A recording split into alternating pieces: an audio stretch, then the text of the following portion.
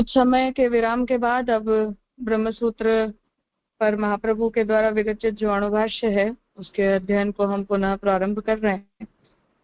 पिछला हमने जब संपन्न किया था तब प्रथम अध्याय के प्रथम पाद तक इस विषय को हमने संपन्न किया था।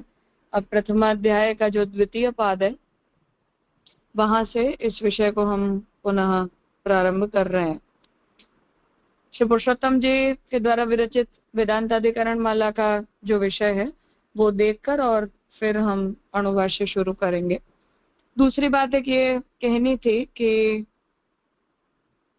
फाइनल जो भी होगा वो अगले वीक बता दूंगी, परंतु प्रोबेबली नेक्स्ट वीक से हम सोम, मंगल और बुध ये 3 दिन अणुभाष्य का क्रम 9:30 से 10:30 बजे तक करेंगे और गुरु, शुक्र और शनि 3 दिन हिंदी सुबोधिनी का जो क्रम है वो काका जी प्रारंभ करेंगे, ऐसा विचार है। इसलिए अणुभाष्य के अध्ययन में जो भी लोग जुड़ते हैं वो अगले वीक से सोम, मंगल और बुध ये 3 दिन हम यही समय पे इस क्रम को करेंगे, ऐसा सोचा है। बाकी जो भी निश्चित हो जाएगा वो सोमवार को ग्रुप में आप लोग अपना मैसेज देख लीजिएगा तो वहां से बात स्पष्ट हो जाएगी। वेदांताधिकरण माला देखें तो पुरुषोत्तम जी इस बात को कह रहे हैं कि एवं प्रथम पादे कार्य प्रतिपादकानां वाक्यानां ब्रह्मणि समन्वयो विचारितः। तो इस प्रकार जो प्रथम पाद था उसमें कार्य प्रतिपादक जितने भी उपनिषद के वाक्य हैं उन सभी वाक्यों का ब्रह्म में समन्वय सोचा गया।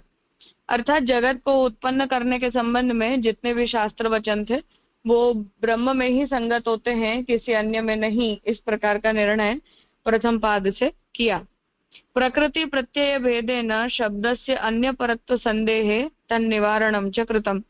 प्रकृति और प्रत्यय के भेद से जो शब्द है वो ब्रह्म के अतिरिक्त किसी अन्य के प्रति जा रहा है, ऐसी जो शंका हुई थी उसका भी निवारण करते हुए यह निर्णय दिया गया कि यह वाक्य ब्रह्म प्रतिपादक ही है। अतः परम द्वितीयादिषु अर्थ संदेहो निवारणीयः। ऐसा करने से ब्रह्म के अतिरिक्त कोई अन्य जगत का कर्ता है उस प्रकार का विचार यदि किसी के मन में आता है तो उस संदेह का निवारण किया। जीव जड़ तत्समुदाय भेदेन अर्थस्य त्रैविध्यात्। तो जीव ये जड़ जगत और जीव और जड़ का ये पूरा समुदाय जो ब्रह्मांड, इनके भेद से जो अर्थ है अर्थात जो तत्व है वो 3 प्रकार का है। तत्र द्वितीय पादे जीव पुरः सरेण अर्थ संदेहो निवारणीयः।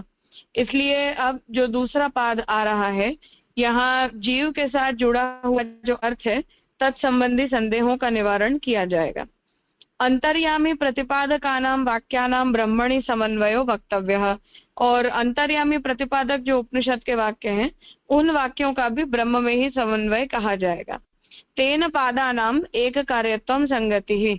इस प्रकार प्रथम पाद के साथ जो ये द्वितीय पाद है उसका विषय संगत हो जाएगा।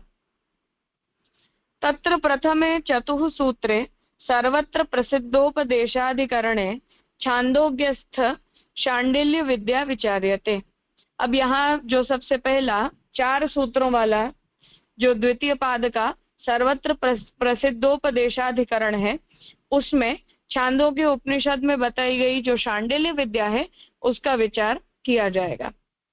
तत्र अस्यां विद्यायां मनोमयः प्राण शरीर इत्यनेन विज्ञानमयस्य जीवस्य मनोमयत्वादि धर्म वैशिष्ट्ये तैः एव च धर्मैः कर्तृत्व निर्वाहात् ब्रह्मणो जगत कर्तृत्वमपि न उपपद्यत इति आशंकायाम्।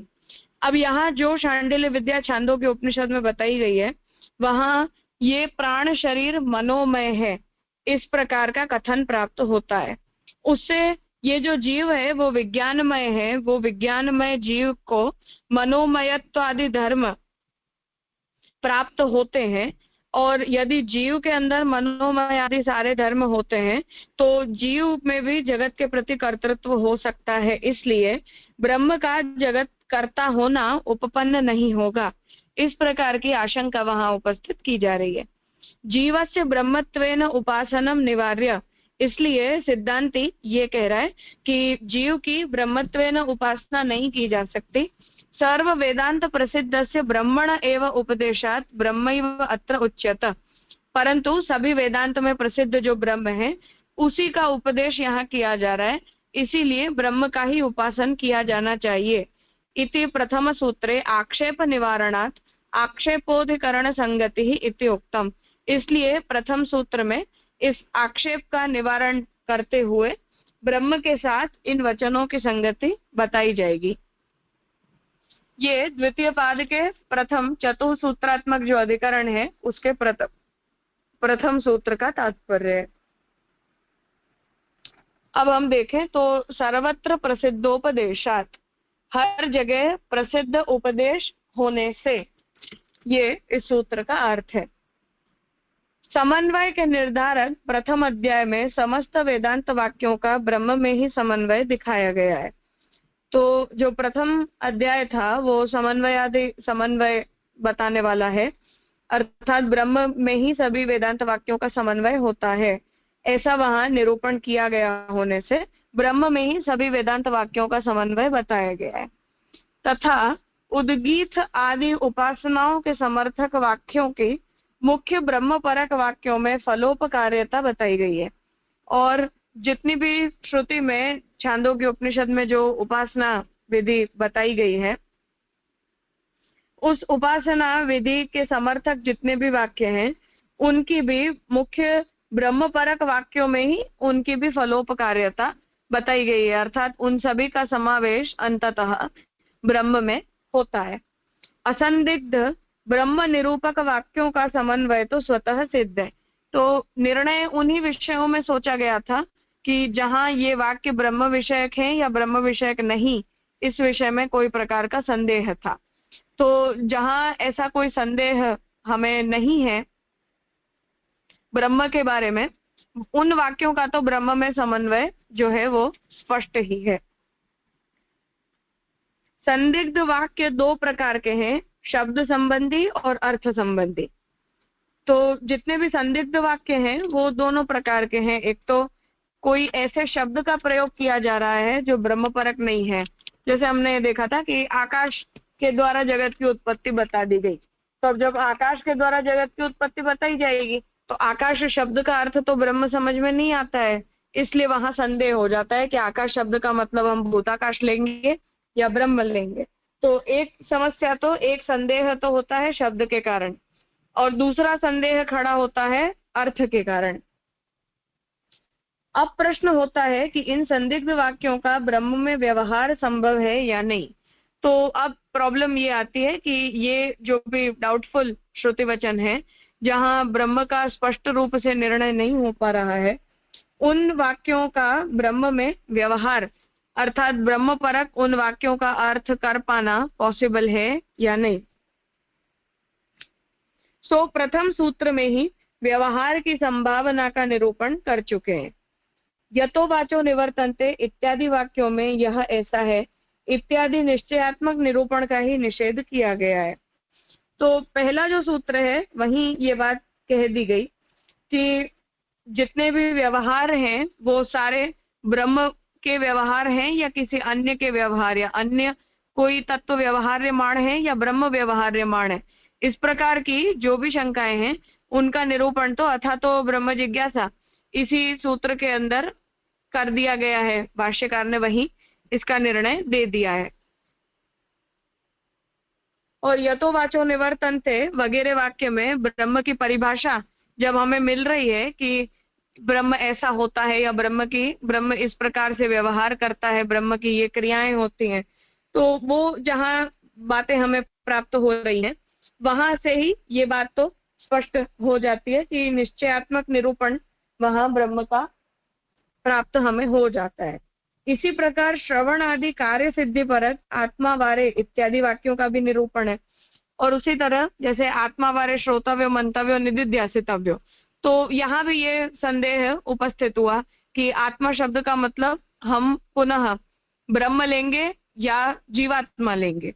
तो वहां भी ये बात स्पष्ट कर दी कि जो श्रवणीय है, मननीय है, वो तो केवल ब्रह्म ही है। इसलिए जो साधन बताए जा रहे हैं उन साधनों की सिद्धि तो ब्रह्म के ऊपर ही किए जाने से होती है। 4 प्रकार के अधीत ब्रह्म वाक्यों की ब्रह्म परता सिद्ध हो जाने पर श्रवण तो स्वयं ही सिद्ध हो जाता है।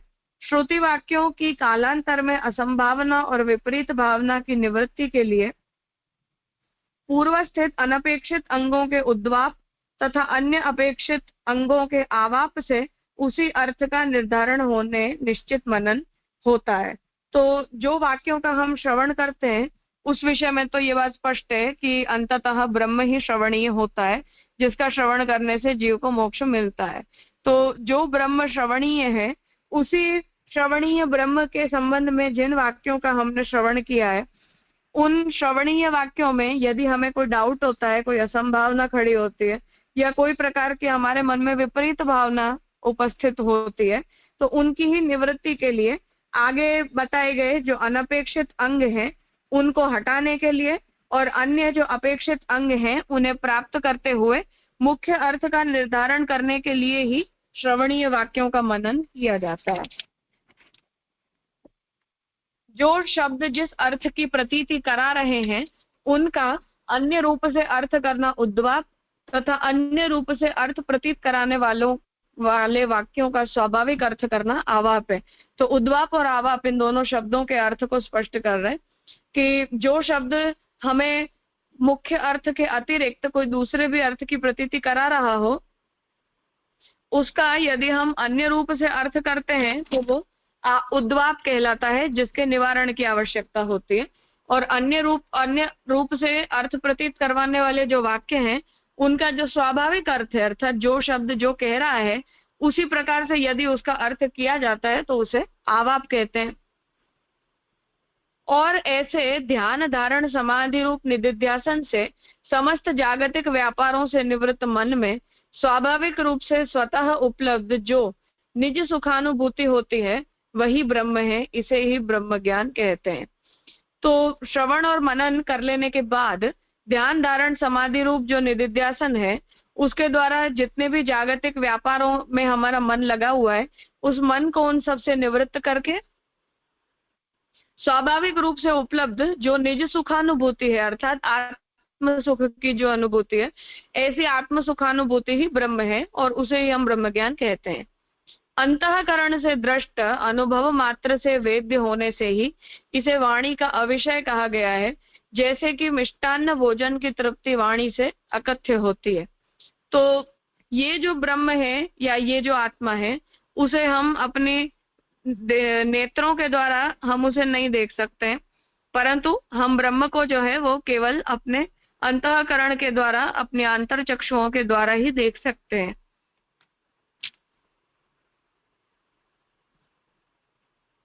इसलिए उसे जो आत्म तत्व है उसे वाणी का अविषय कहा गया है। तो उसके लिए उदाहरण दे रहे हैं कि जैसे हम मीठा खाते हैं और भोजन करने की तृप्ति हमें फील होती है, उस प्रकार की जो तृप्ति है वो उसे हम बोल नहीं सकते हैं वाणी के द्वारा, परंतु हमें उससे आनंद की अनुभूति होती है। तो ऐसा जो प्रकार का आनंद है, ऐसे आनंद की अनुभूति आत्मानुभव करने वाले जीव को होती है, परंतु वो अनुभव कथनीय नहीं होता है, अर्थात हम उसे बोल नहीं सकते हैं। कुछ पूछना है इस विषय में?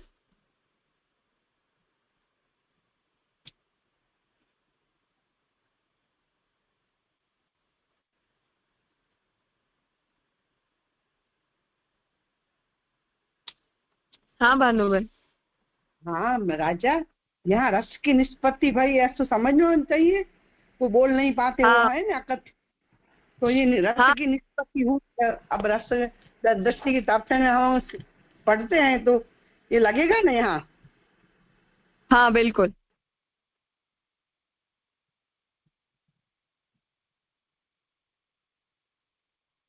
प्रणाम राजा जी। हाँ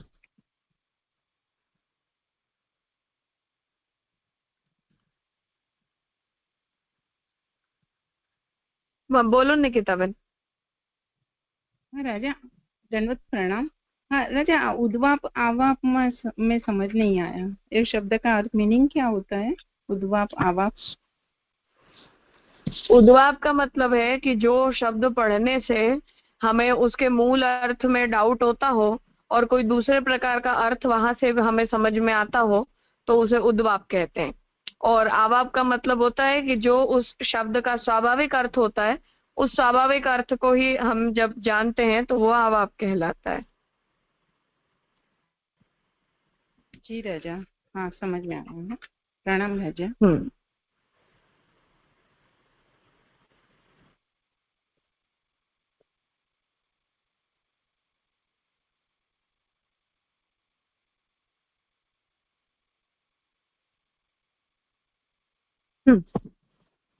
प्रथम पाद के द्वितीय अधिकरण में श्रवण के अंग, मनन आदि की मीमांसा तथा महात्म्य ज्ञान का फल निरूपण करते हुए भगवत वाक्यों का अन्य अर्थ तथा अन्य वाक्यों का भगवत परक अर्थ करने से दिव्य धर्म और अदिव्य धर्म का उलटफेर होने से विपरीत फल हो जाता है।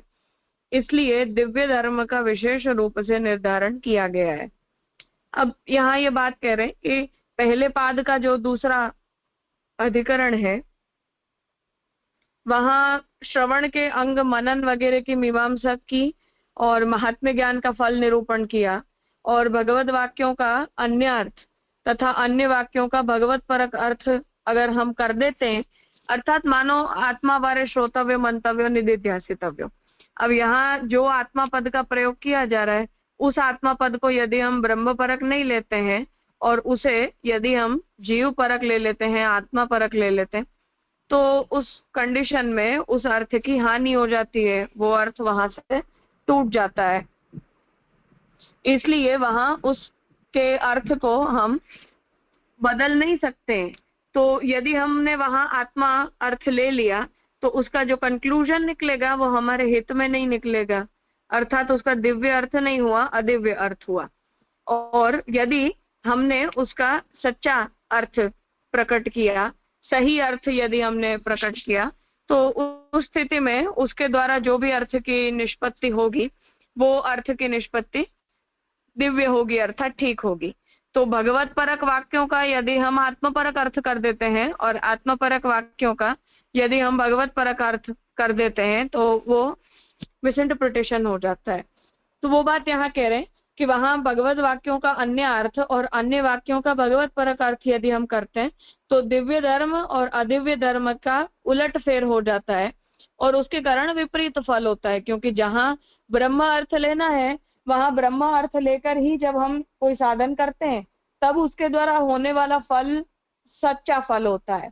परंतु यदि कोई विपरीत कार्य में हम यदि जुड़ते हैं तो उसके द्वारा किया जाने वाला कार्य अदिव्य हो जाता है। इसलिए दिव्य धर्म का विशेष रूप से निर्धारण आवश्यक है कि जिससे ऐसे शब्दों के उलटफेर के कारण हम कोई कंसेप्चुअल मिस्टेक ना करें। वेद ही परब्रह्म के स्वरूप के निर्धारक हैं। परब्रह्म के कर्म अलौकिक हैं। उनकी पूर्ण अलौकिकता को विधि निषेधात्मक वाक्यों से 2 अधिकरणों में दिखाया गया है। तो वेद जो है उन्हीं के द्वारा हमें परब्रह्म के स्वरूप का निर्धारण हो पाता है और ब्रह्म के जितने भी कार्य हैं वो अलौकिक हैं, जीवों की तरह कोई लौकिक कार्य नहीं है। और उनकी पूर्ण अलौकिकता जो है उन कार्यों की, उसे विधि निषेधात्मक वाक्यों से दोनों अधिकरणों से बताया गया है। एकोहम बहुश्याम इत्यादि ईक्षण विधायक वाक्यों में ही ब्रह्म परक वाक्यों का समन्वय किया गया है। तो ब्रह्म का ही कार्य जगत को उत्पन्न करना है और जगत को उत्पन्न करना ये ब्रह्म के अतिरिक्त किसी और का कार्य नहीं है, ये बात स्पष्ट रूप से समझनी चाहिए। इसलिए यहाँ ये बात कही जा रही है कि एकोहम बहुश्याम में ब्रह्म के द्वारा जगत के ईक्षण की जो बात कही जा रही है वो ईक्षण विधायक जो वाक्य हैं उनमें ही ब्रह्मपरक वाक्यों का समन्वय होना चाहिए। उसके प्रथम पाद में निश्चितार्थ की स्थापना करते हुए शब्द संदेह का निवारण किया गया है। उसमें भी प्राथमिक 2 सूत्रों से प्रत्यय संदेह का निवारण किया है। ये पिछले अधिकरण की समरी दे रहे हैं कि उसके भी सबसे पहले पाद में निश्चित अर्थ की स्थापना करते हुए शब्द संदेह का निवारण किया गया कि कहीं ब्रह्म के अतिरिक्त किसी अन्य को भी जगत का कर्ता बताया गया हो, तब भी हमें जगत के कर्ता के रूप में उस शब्द का अर्थ ब्रह्म परक समझना चाहिए। आकाश, प्राण या मन वगैरह के अर्थ में वहां ब्रह्म शब्द को हमें नहीं समझना चाहिए। और उसमें भी प्राथमिक जो 2 सूत्र हैं वहां से प्रकृति प्रत्यय का निरूपण करके और फिर ये स्पष्ट किया कि यहाँ कोई संदेह को स्थान नहीं है, यहाँ जो निरूपण किया जा रहा है वो ब्रह्म का ही निरूपण समझना है। 3 अधिकरणों से प्रकृति का संबंध दिखाया गया। अंतिम अधिकरण में ब्रह्म के प्राकृतिक संश्लेष का निराकरण किया गया। इस प्रकार प्रथम पाद शब्द संदेह का निवारक है। तो जो 3 अधिकरण प्रथम पाद में आए उससे प्रकृति का संबंध बताया गया, अर्थात ब्रह्म के साथ प्रकृति का संबंध। और जो अंतिम अधिकरण आया वहां ब्रह्म के प्राकृतिक संश्लेष का निराकरण किया, अर्थात प्रकृति और प्रत्यय इन दोनों से जो भी शब्द बनते हैं वहां जो प्राथमिक अर्थ है वो ब्रह्म परक ही लेना चाहिए, ऐसा सिद्धांत बताते हुए पिछला जो पाद है उसके अंतिम अधिकरण में ब्रह्म में ही सभी वाक्यों का समन्वय करते हुए इस विषय को संपन्न किया गया। ये अभी तक नया विषय यहाँ शुरू नहीं किया है। जो प्रथम पाद हमने अभी तक पढ़ लिया उस प्रथम पाद का पूरा ओवरव्यू भाष्यकार ने यहाँ दिया है। इसलिए जो प्रथम पाद है वहां जो संदेह जिन वाक्यों में उपस्थित हुए वो अर्थ विषयक संदेह उपस्थित नहीं हुए, परंतु शब्द विषयक संदेह उपस्थित हुए, अर्थात शब्दों के कारण इस प्रकार का कंफ्यूजन जो है वो हुआ है कि क्या कौन सा शब्द किस अर्थ का प्रतिपादक है, इसका वहां निर्णय नहीं किया जा पा रहा था।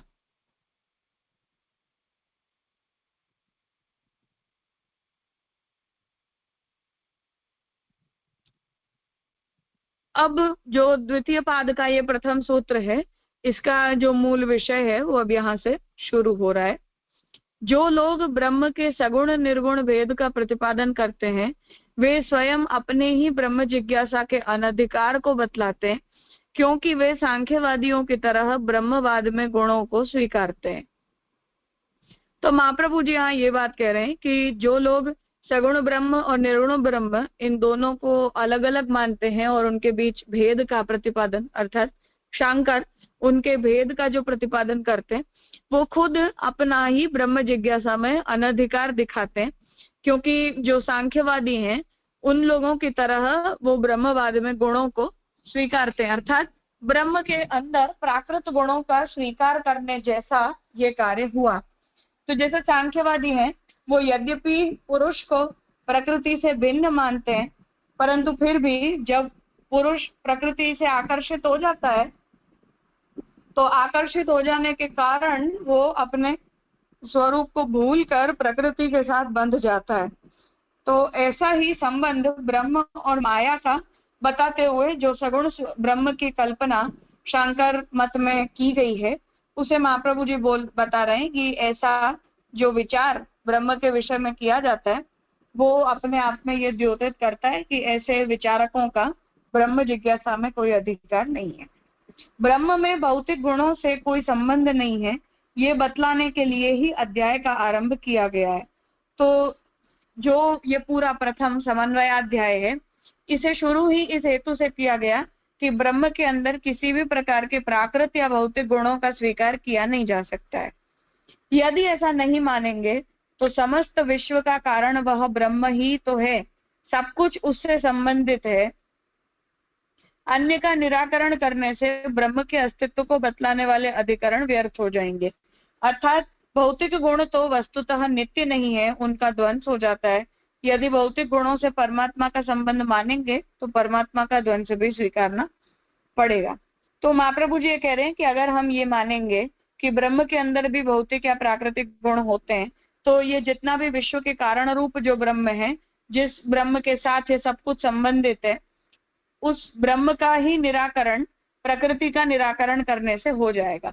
अर्थात आश्रय और आश्रयी भाव का यदि हम विचार करते हैं तो जो तत्व ब्रह्म को आश्रय, ब्रह्म के अंदर जिन तत्वों का आश्रय होता है, उन तत्वों के नष्ट हो जाने पर हमें ब्रह्म के भी नाश को सोचना पड़ेगा, क्योंकि जो नाशवंत पदार्थ हैं वो अविनाशी पदार्थ का आश्रय नहीं ले सकते हैं। तो आश्रय और आश्रयी ये दोनों ही समान संबंध वाले और समान गुणों वाले हों, तभी एक दूसरे के प्रति वो आश्रय बनते हैं। अर्थ संदेह का निराकरण करने के लिए द्वितीय पाद के प्रथम अधिकरण को प्रस्तुत करते हैं। तो अब जो बात पहले कही गई कि ब्रह्म संबंधी जितने भी वाक्य हैं उनमें होने वाले संदेह दो प्रकार के हैं। कुछ संदेह शब्द संबंधी हैं, कुछ संदेह अर्थ संबंधी हैं। तो शब्द संबंधी जो संदेह थे उनका निराकरण तो प्रथम पाद में कर दिया गया। अब जो ये दूसरा पाद प्रारंभ हो रहा है वो अर्थ संबंधी संदेहों का निवारण करने के लिए हो रहा है। तो जो अर्थ है उसके तीन भेद हैं, अर्थ, जीव और, तो जो अर्थ है वो जीव और जड़ के भेद से दो प्रकार का है और इनके प्रत्येक के तीन भेद हैं, मतलब जड़ के भी तीन भेद हैं और जीव के भी तीन भेद हैं। इसलिए अब इसमें सबसे पहले जीव संबंधी जो अर्थ है उसके संदेह का निवारण यहाँ किया जा रहा है। ऐसा वचन आता है कि, सॉरी, कुछ पूछना है इतने विषय में?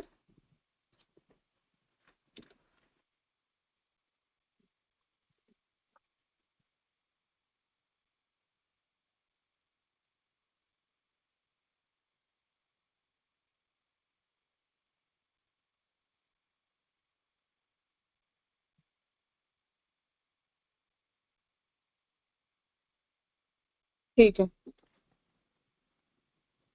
ऐसा वचन आता है कि यह सब कुछ ब्रह्म स्वरूप है, उन्हीं से उत्पन्न और उन्हीं में लीन है। यह पुरुष कर्ममय है, इस लोक में जैसा कर्म करता है वैसा ही मरने के बाद होता है। वह मनोमय प्राण शरीर से कर्म करता है इत्यादि। इस वाक्य के उपक्रम में सर्वम खलु इत्यादि से समस्त जगत के ब्रह्मत्व को बताने के लिए तज्जलानी से समस्त विशेषण को हेतु रूप से बताकर तत्व रूप से उपासना का निर्देश किया गया है। तो अब यहाँ सबसे पहले विषय वाक्य बता रहे हैं कि छांदोग्य श्रुति में ये वचन आता है कि ये जो कुछ भी है वो सब कुछ ब्रह्म है, उसी से उत्पन्न है और ब्रह्म में ही सब कुछ लीन होता है। ये जो पुरुष है वो कर्ममय है और इस लोक में वो जैसा कर्म करता है ऐसा ही मरने के बाद उसे प्राप्त होता है। और जो कर्म करता है वो किसके द्वारा करता है? तो मनोमय प्राण शरीर के द्वारा वो कर्म करता है। अब इस वाक्य का जो उपक्रम है वहां जो सर्वम खलु इत्यादि से पूरे जगत के ब्रह्मत्व को बताने के लिए तज्जलानी से समस्त विशेषण को हेतु रूप से बताया। अर्थात ये जगत ब्रह्मात्मक क्यों है? क्योंकि ये जगत ब्रह्म से ही उत्पन्न होता है और ब्रह्म में ही ये जगत अंततः लीन होता है। तो ये विशेषण देते हुए जगत की ब्रह्मात्मकता को बताया और तत्व रूप से ब्रह्म की उपासना का निर्देश इस श्रुति वचन में किया गया। इस प्रकरण में शम विधि का उल्लेख नहीं है, ऐसा मानने में वाक्यार्थ में लक्षणा करनी पड़ेगी। अर्थात ये जो श्रुति वाक्य है इसमें शम विधि का उल्लेख नहीं किया गया है। अगर हम उसका उल्लेख यहाँ मानते हैं तो उसका उल्लेख मानने से हमें यहाँ इस वाक्य के अंदर जो है वो लक्षणा करनी पड़ेगी। शम विधि अर्थात उस वस्तु के नाश की जो प्रक्रिया है वो, उसके शमन की प्रक्रिया है वो। कारण रूप से मानना ही सामान्य सिद्ध अर्थ है। तो ऐसा नहीं है कि उस वस्तु के लीन होने की भी प्रक्रिया का निरूपण करना आवश्यक है, क्योंकि कारण रूप से अगर ब्रह्म का निर्देश सामान्य रूप से कर दिया तो उसकी कारणता बता देना सफिशिएंट है। अर्थात ये इतना सफिशिएंट है जिससे ये बात सिद्ध हो जाती है कि ब्रह्म ही उस वस्तु का आदि और अंत दोनों है। यही मानना समीचीन है कि समस्त जगत की ब्रह्मत्व रूप से उपासना बताई गई है। तो अब पूर्व पक्षी यहाँ ये बात को कह रहा है कि यही मानना ठीक है कि क्योंकि ये जगत ब्रह्मात्मक है इसलिए इस पूरे जगत की ही ब्रह्म के रूप से उपासना करनी चाहिए। पुराण आदि में इस जगत की विराट रूप से उपासना बताई गई है और कुछ पुराणों में जगत की ही विराट रूप से उपासना करनी चाहिए ऐसा कहा गया है। इसका रहस्य अग्रिम वाक्यार्थ में स्पष्ट हो जाएगा। इस पर ऋतुम कुर्वीत इत्यादि में तू धर्म यज्ञार्थ के ऐसा संदेह प्रस्तुत होता है, उसका स्वरूप मनोमय प्राण शरीर कहा जाता है। अर्थात ये जगत जो है वो ब्रह्मात्मक है, और जगत ब्रह्मात्मक होने से इस जगत को जिस विराट पुरुष ने, या जिसे हम अक्षर ब्रह्म कहें, तो जिस अक्षर ब्रह्म ने इस संपूर्ण जगत को धारण किया हुआ है, उसी की उपासना ये श्रुति वचन बताना चाह रहा है। अब यहाँ ये आगे बात आती है कि ऋतुम कुर्वीत, तो यहाँ जो तू धर्म है वो यज्ञार्थक है। अर्थात तू शब्द से क्या मतलब, तो पूर्व पक्षी ये कहता है कि तू शब्द का मतलब यज्ञार्थक है, क्या यज्ञ के अर्थ में है, ऐसा संदेह वहां प्रस्तुत होता है। अर्थात जो उपासना करेगा वो जीव करता है, अर्थात जीवात्मा जो है वो करता है, उसमें कर्तृत्व मनोमय प्राण और शरीर को धारण करने के कारण आता है। तो मनोमय प्राण शरीर को धारण किया हुआ जीवात्मा करता है, वो जीवात्मा यज्ञ रूपी कर्मों को करने के कारण यज्ञों के प्रति वो कर्ता बनता है, और उसका कर्ता बनने के कारण ही उस जीव की जो है वो जगत के प्रति उपासना बताई गई है। यह उपासना का प्रकरण है, अतः उपासना का ही वर्णन है। वह भी मनोमय उपासना का है जिसके वेद प्रमाण है। तो ये जो कर्ता है, जो जीव है, जो मनोमय प्राण को धारण करने वाला है, शरीर को धारण करने वाला है, उसका जो वर्णन श्रुति वचन कर रहे हैं वो उपासना के प्रकरण के अंतर्गत कर रहे हैं, इसलिए उपासना का ही वर्णन वहां किया जा रहा है, और वो भी मनोमय उपासना का वर्णन है जिसके प्रति वेद प्रमाण है। वो प्रमाण क्या है, तो उसे बता रहे कि प्राण शरीर में कार्य कारण का अभेदोपचार है। अर्थात प्राण को धारण करने के कारण ही हमें आत्मा के होने की प्रतीति होती है, तो हम जीवित हैं ऐसी अनुभूति हमें प्राणों के कारण होती है। तो हमारे जब प्राण वायु का संचार हमारे शरीर में बंद हो जाता है तब उसे हम मृत कहते हैं। तो यहाँ ये बात कही जा रही है कि प्राण और शरीर में कार्य कारण का अभेदोपचार है, अर्थात कौन किसका कारण और कौन किसका कार्य, इसे हम क्लियरली व्यवहार में समझ नहीं पाते हैं।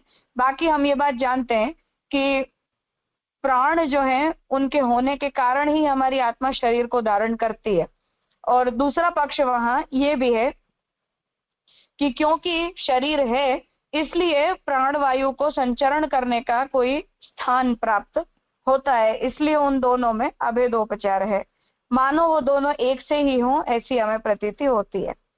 आगे के प्रकरण में उपास्य के सत्य संकल्प आदि धर्मों का उल्लेख किया गया है, और फिर आगे जब वो श्रुति का प्रकरण छांदों की श्रुति में चलता है तो वहां आगे जो भी उपास्य तत्व है वो सत्य संकल्प है, उस प्रकार का निरूपण वहां किया गया है।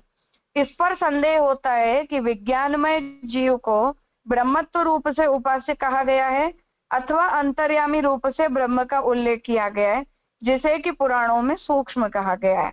तो अब यहाँ ये उपासना के संबंध में एक विकल्प हमें ये मिल रहा था कि हम जीवात्मा को ही उपास्य मान लें, परंतु फिर समस्या ये आ रही है कि जब उस उपास्य के गुणों का निरूपण श्रुति कर रही है तो उस उपास्य को वो सत्य संकल्प बता रही है। अब जो सत्य संकल्पता है वो सत्य संकल्पता हमारी जैसी जीवात्मा में तो होती नहीं है, तो हमें अपने से उत्तम किसी को मानना पड़ेगा जो अंतर्यामी हो सकता है या जीव हो सकता है जिसे हम विराट कहते हैं। तो उन दोनों को ही यहाँ बता रहे हैं कि जो विज्ञानमय जीव है उसकी ब्रह्मत्व रूप से उपासना बताई गई है या अंतर्यामी रूप से ब्रह्म की उपासना बताई गई है, जिसे पुराणों में सूक्ष्म कहा गया है। तो इस विषय पर अब उपास्य तत्व को लेकर संदेह होता है कि यदि उपास्य सत्य संकल्प है तो उपास्य अल्टीमेटली किसे माना जाए। उक्त प्रकरण के पूर्व वाक्य में जड़ जगत की भी ब्रह्मत्व रूप से उपासना बतलाई गई है। अब संदेह यहाँ ये और होता है कि इसी प्रकरण में आगे ये भी कहा गया है कि क्योंकि यह जगत पूरा ब्रह्मात्मक है तो जो कुछ भी ब्रह्मात्मक है या ब्रह्म के ही कार्य के रूप में अभिन्न रूप से जो जगत उत्पन्न हुआ है, उस जड़ जगत की ही ब्रह्म रूप से हम उपासना क्यों नहीं कर सकते? क्योंकि वो ब्रह्म से भिन्न तो है नहीं। तो ब्रह्मत्व रूप से जगत की भी उपासना श्रुति ने बताई है। अतः जीव की ही ब्रह्मत्व रूप से उपासना मानना युक्त है। उक्त प्रकरण ब्रह्म परक नहीं हो सकता, क्योंकि एक दूसरी शाखा में विज्ञानम ब्रह्म इत्यादि से उसे स्पष्ट रूप से विज्ञान में कहा गया है। तो इसलिए अब यदि जगत की उपासना का उल्लेख ब्रह्मात्मक होने के कारण हो सकता है, तो संशय ये होता है कि तो फिर जीवात्मा की हम उपासना ब्रह्मात्मक बुद्धि से क्यों नहीं कर सकते हैं? अर्थात यहाँ अक्षर ब्रह्म की उपासना या समष्टि पुरुष की उपासना नहीं बताई जा रही है, परंतु जीवात्मा की ही उपासना यहाँ बताई जा रही है, ऐसा इसका अर्थ पूर्व पक्षी लेना चाहता है।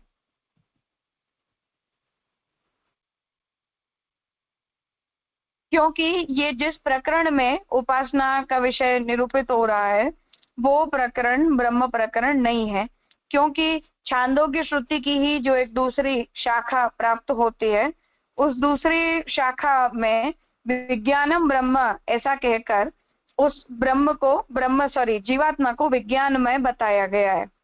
कार्य कारण का अभेद होने से जीव को ही ब्रह्मत्व रूप से उपास्य कहा गया है। और जैसे जगत के प्रति ब्रह्म की कारणता है, और जगत रूपी कार्य और ब्रह्म रूपी कारण ये दोनों एक ही हैं, ये दोनों एक दूसरे से अलग नहीं है। इसलिए हमें जो है वो ब्रह्म जीव की ही ब्रह्मत्व रूप से उपासना करनी चाहिए, ऐसा यहाँ श्रुति का वचन समझा जा रहा है। कुछ पूछना है इस विषय में?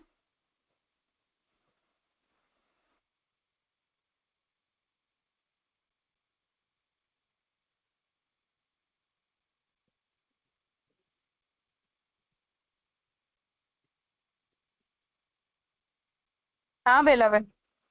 प्रणाम राजा।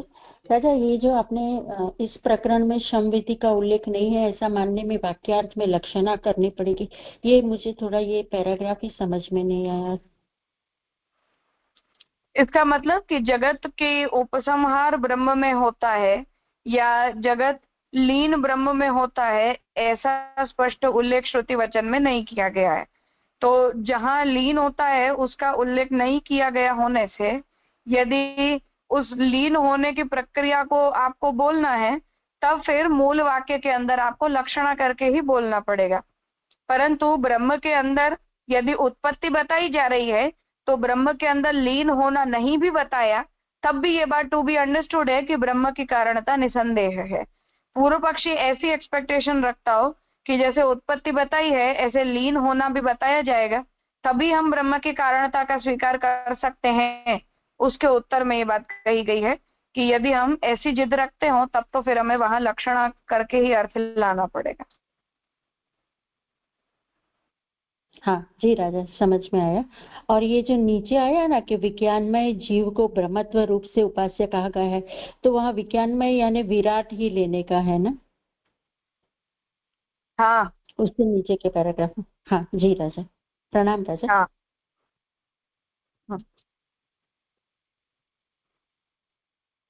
हाँ पार्थ।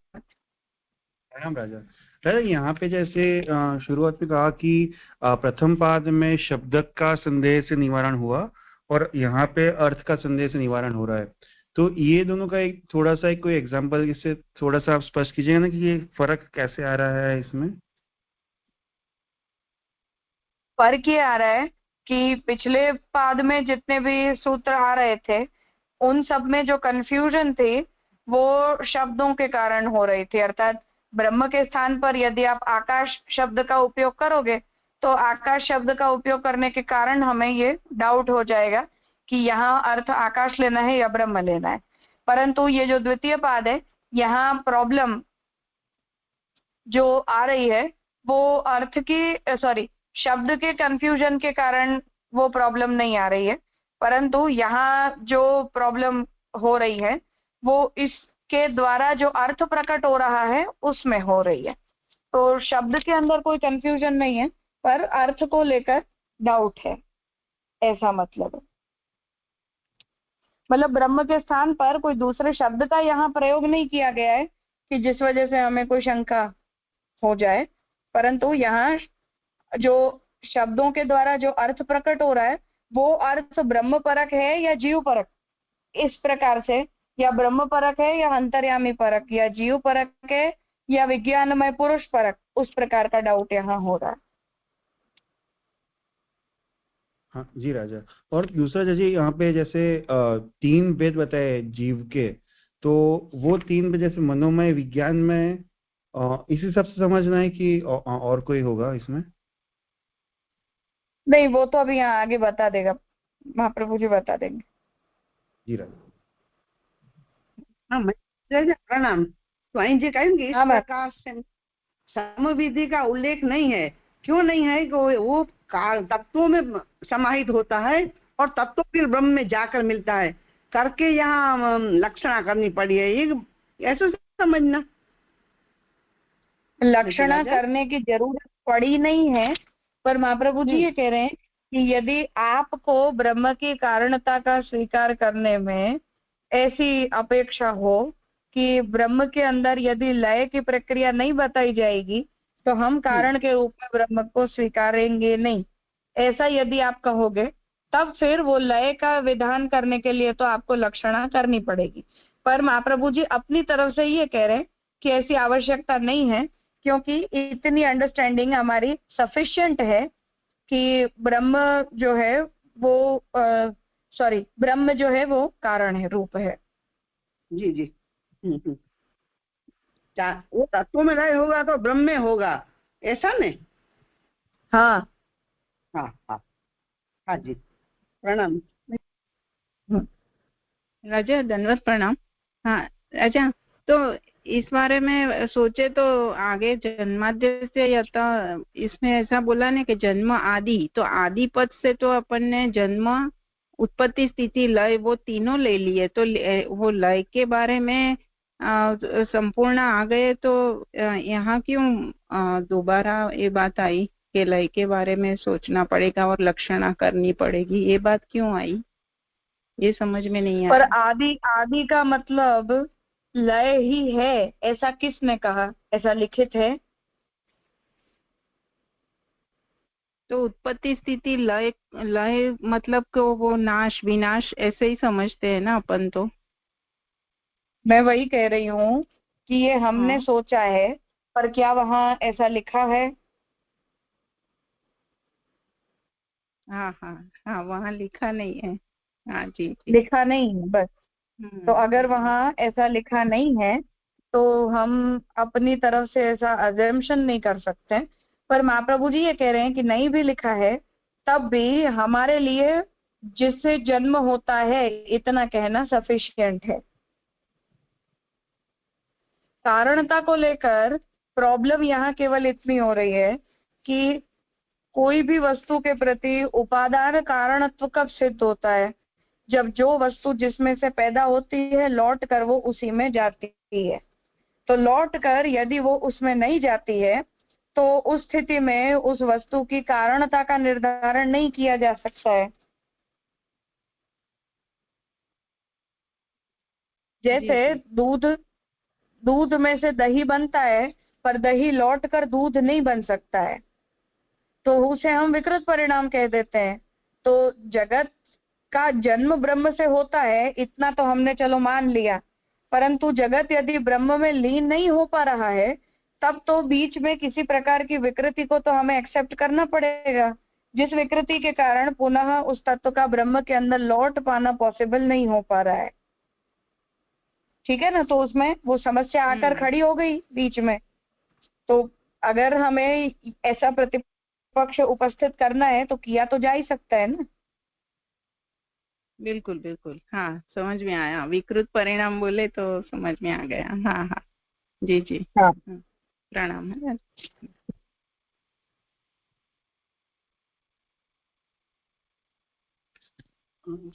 आगे यहाँ पे जैसे उद्वाप आवाप आया, तो आवाप और लक्षणा दोनों सेम हुए कि उसमें कुछ भिन्नता है? क्या आया? उद्वाप और आवाप है ना, कि उद्वाप यानी अन्य रूप से अर्थ और आवाप मतलब कि स्वाभाविक अर्थ। तो लक्षणा विधि और आवाप दोनों सिमिलर हुए कि वो दोनों अलग अलग ही कंटेक्स्ट है दोनों का? नहीं, अलग अलग ही समझना पड़ेगा। जी राजा।